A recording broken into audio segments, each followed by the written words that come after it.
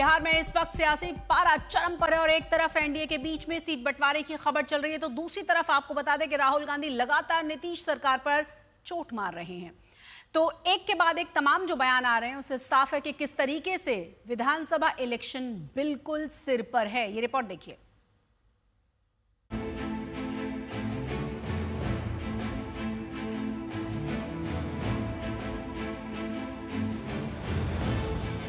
बिहार में पछुआ हवा ने भले ही मानसून का रास्ता कुछ दिनों के लिए रोक दिया है, लेकिन राजनीति फर्राटा भर रही है। साल के आखिर में होने वाले चुनाव को लेकर भीषण गर्मी के बीच एनडीए सीट बंटवारे तक पहुंच गई है।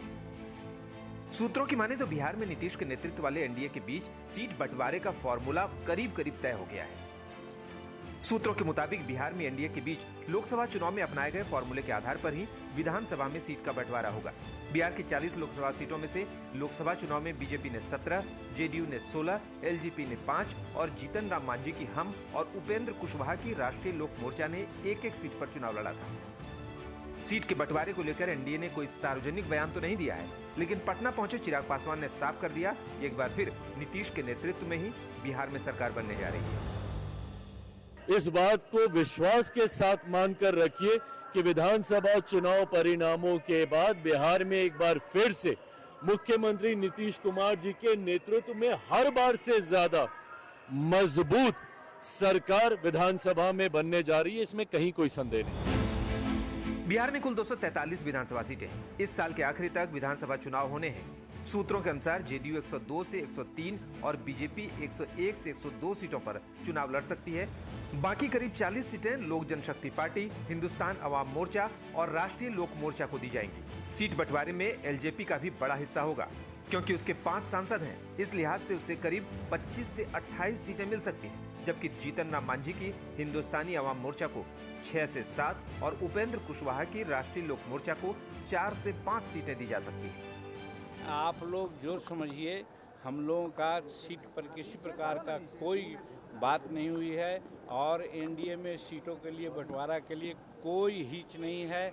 जुलाई के महीना में या उसके पहले बाद में यानी कि अगस्त तक जारी सीटों का हम लोग निपटारा कर लेंगे। अब सबको लड़ने लायक, जीतने लायक सीटें मिलेगी। हम लोग तो समूचे 242 सीट पर हम लोग चुनाव लड़ रहे हैं, क्योंकि लड़ना भी है और लड़ाना भी है। हम लोगों को एनडीए को जिताना है। ऐसे में सवाल है कि क्या हम और एलजेपी रामविलास को सम्मानजनक समायोजन एनडीए का नया मंत्र है, या अंदर ही अंदर सीटों के पीछे साइलेंट टकराव अब भी जिंदा है। सीटों पर टकराव को लेकर खींचतान तो आखिरी वक्त तो सुनने और देखने को मिलता रहेगा, लेकिन एक टकराव बिहार में सरेआम सामने आ गई है। राहुल गांधी कल बिहार दौरे पर थे। इस साल बिहार के 5वें दौरे पर पहुंचे राहुल गांधी ने गया में सीढ़ियों पर चढ़ते चढ़ते बिहार के क्राइम ग्राफ पर भी बड़ा बयान दे दिया। राहुल जी, बिहार के कानून व्यवस्था पर थोड़ा सा बिहार के कानून व्यवस्था क्राइम कैपिटल है बिहार। सर, नीतीश कुमार के गांव में प्रशांत किशोर को नहीं जाने दिया गया। सर, नीतीश कुमार का गांव बिहार के कानून व्यवस्था पर थोड़ा सा। अब इसे राहुल गांधी की जुबान फिसलने को माना जाए या फिर रणनीति का हिस्सा, या वाकई बिहार में कानून व्यवस्था चरमरा गई है।